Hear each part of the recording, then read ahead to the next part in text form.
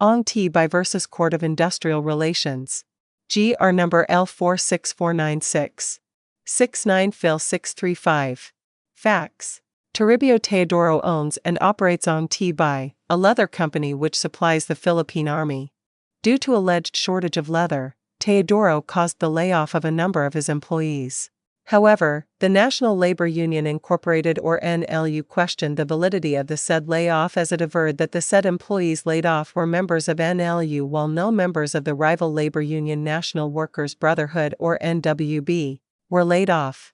NLU claims that NWB is a company-dominated union and Toribio was merely busting NLU. The case reached the Court of Industrial Relations, CIR, where NLU won. Tibay appealed the case to the Supreme Court and the latter reversed the decision of the CIR.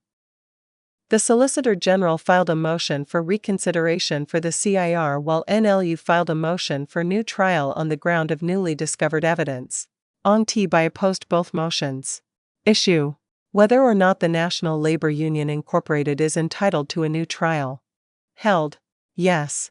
The records show that the newly discovered evidence or documents obtained by NLU, which they attached to their petition with the SC, were evidence so inaccessible to them at the time of the trial that even with the exercise of due diligence they could not be expected to have obtained them and offered as evidence in the Court of Industrial Relations.